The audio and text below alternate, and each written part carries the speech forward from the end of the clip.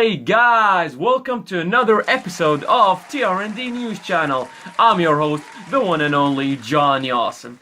Today we're gonna talk about something interesting that happened last week. And no, I am not talking about Portugal winning the Eurovision because I obviously don't watch such a lame contest.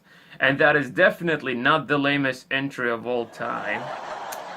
But instead, we're going to talk about the national healthcare system here in the UK and how it got hacked by a ransomware by a name called WannaCry, something that is kind of reminiscent of my childhood memories. Hey there, boy, you wanna cry?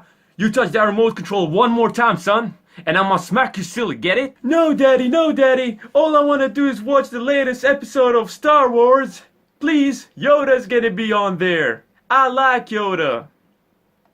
You say Yoda one more time, son, and I'm gonna turn you into that green little midget dwarf, Star Wars alien creature. One more time. And give me that remote control. But all I wanted to do was watch Star Wars. Well, enough about my childhood memories and how awesome and nice my childhood was. Let's talk about the NHS and what happened last week. So basically, a ransomware is quite a big deal because it basically takes your data, and the only way for you to get your data back and your files back is if you pay them. Otherwise, they basically delete it.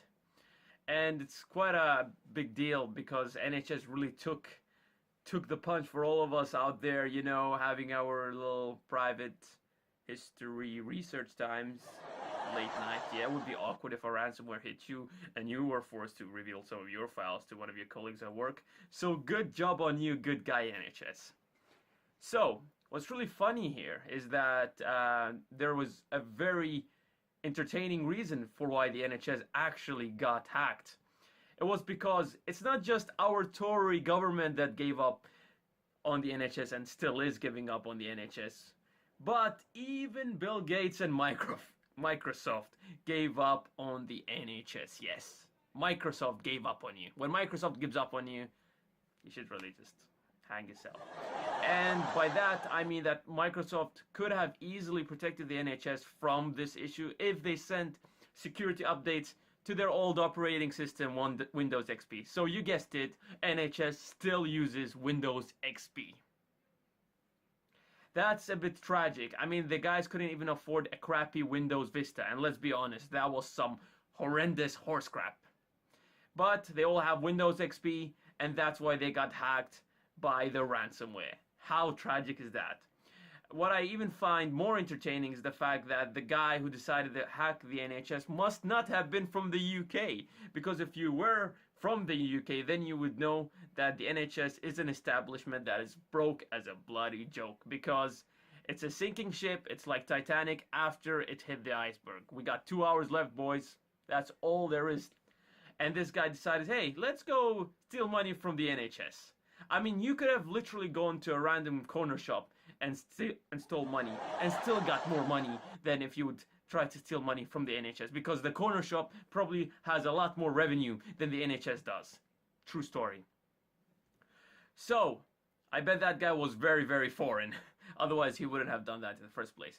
Anyhow, I find it quite a tragic thing to happen, and I think the government, whichever party does win in June, to actually give a bit more of a damn for the NHS, because these guys are saving our lives. Even though, let's be frank, we haven't got the best experiences with them. I mean, me, myself, I had an appendix surgery a couple of years ago, and I had to queue up in emergency. Yeah, you queue up in emergency because even though it's an emergency, there are so many people, you gotta queue for a couple of hours, and I was almost gonna die. But then I got my treatment. So thank you, the NHS, for saving my life.